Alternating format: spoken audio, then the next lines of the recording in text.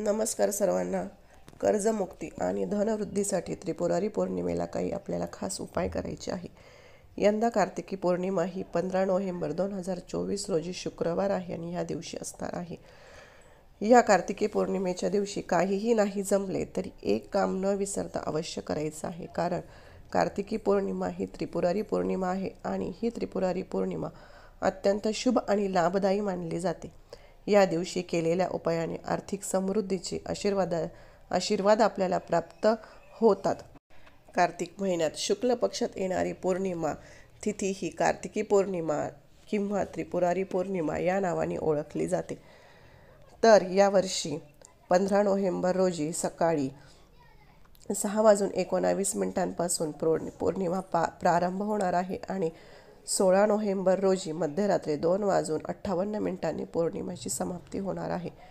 या दिवशी दिवे लावले जातात किंवा नदीच्या किनाऱ्यावर दिवे दान करण्याची पद्धत आहे. यालाच दीपदान असे म्हटले जाते. तुळशी विवाह हा देव उठणी एकादशीपासून साजरा केला जातो. अनेक ठिकाणी कार्तिकी पौर्णिमेच्या दिवशी देव दिवाळी साजरी करण्यात येते. पौराणिक कथेनुसार भगवान महादेवाने त्रिपुरासूर नावाच्या राक्षसाचा वध केला होता.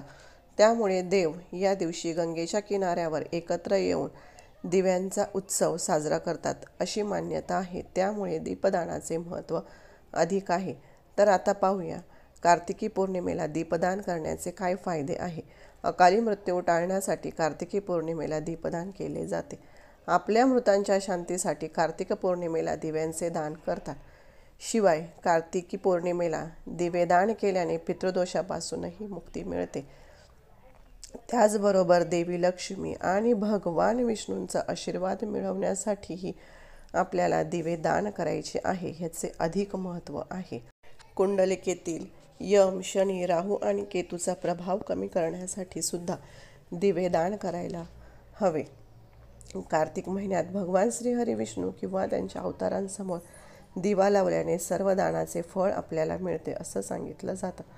आता दिव्यांचे दान कसं करावं, तर मातीच्या दिव्यामध्ये किंवा तुम्ही एखादी पंती किंवा पिठाचा दिवासुद्धा बनवू शकता. त्यामध्ये वात टाकून आपल्याला तेल टाकून हे दिवे लावायचे आहे. फक्त लक्षात ठेवायचं, दिवा कधीही जमिनीवर ठेवायचा नाही.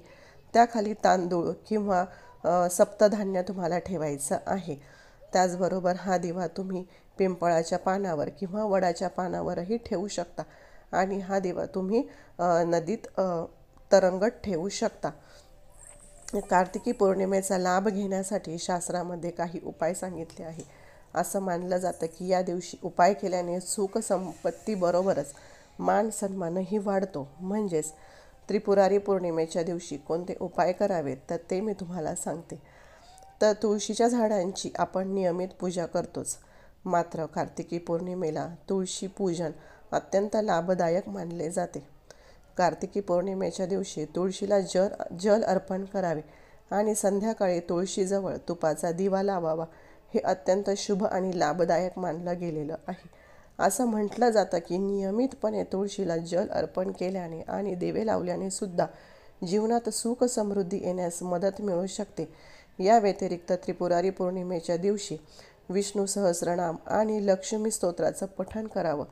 शिवाय संध्याकाळी दीपदान करावं.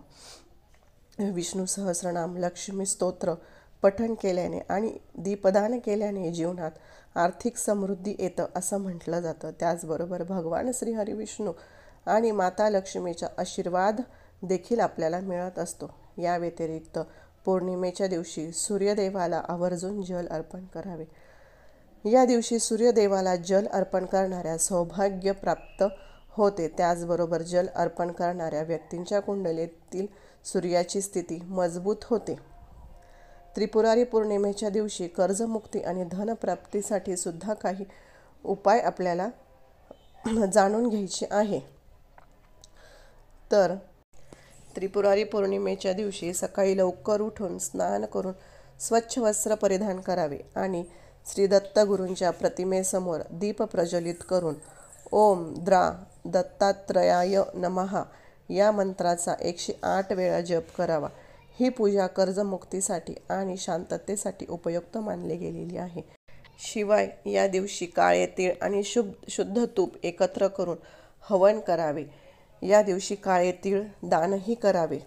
या उपायातून कर्जमुक्ती मिळू शकते. असं मानलं जातं की त्रिपुरारी पौर्णिमा या दिवशी देवी लक्ष्मीचंही पूजन करावे. हे पूजन कसे करावे तर तुळशीची पाने वापरून हा उपाय कर्जमुक्तीसाठी आणि धनवृद्धीसाठी करता येतो. त्रिपुरारी पौर्णिमेच्या दिवशी देवी लक्ष्मीची पूजा करून 11 तुळशीची स्वच्छ पानं महालक्ष्मीच्या चरणी अर्पण करावी. महालक्ष्मी स्तोत्र किंवा श्रीसूक्त किंवा लक्ष्मी स्तोत्र, लक्ष्मी मंत्राचा जप करावा.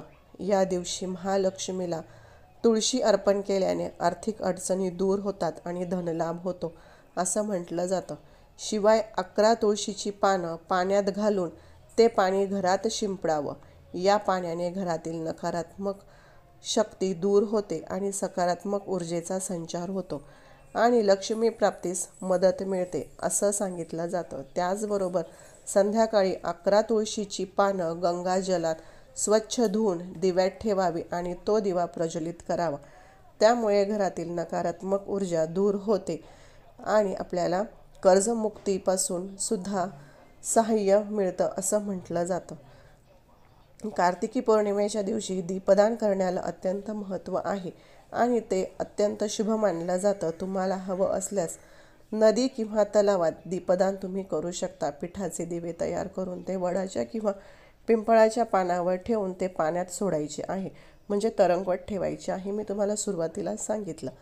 त्या व्यतिरिक्त त्रिपुरारी पौर्णिमेच्या दिवशी तुम्हाला अगदी काहीही जमलं नाही तर न विसरता फक्त तुळशीसमोर तुपाचा दिवा आवर्जून लावा. असं म्हटलं जातं की हे दीपदान केल्याने शनी, राहू, केतू आणि यम यांचे अशुभ प्रभाव कमी होतात. त्यामुळे सुद्धा देवी लक्ष्मीची कृपा आपल्यावर राहू शकते आणि आपल्याला भरभरून धनलाभ होण्यास सुद्धा मदत मिळू शकते. हे उपाय आपल्याला श्रद्धेने आणि भक्तीने करायचे आहे. आर्थिक स्थिती, सकारात्मकता बदल नक्कीच आपल्याला दिसून येतात. कुठलाही उपाय केल्याने आपल्याला लगेच त्याचा फायदा होईल असं नाही, पण आपला विश्वास, आपला भाव जास्त महत्त्वाचा आहे. विश्वास ठेवून कोणतीही गोष्ट केली तर त्याचा आपल्याला सकारात्मकच प्रभाव हा मिळत असतो आणि रिझल्टही दिसत असतो. त्यामुळे या दिवशी हे उपाय करायला विसरू नका आणि दीपदानही तुम्ही करायला विसरू नका.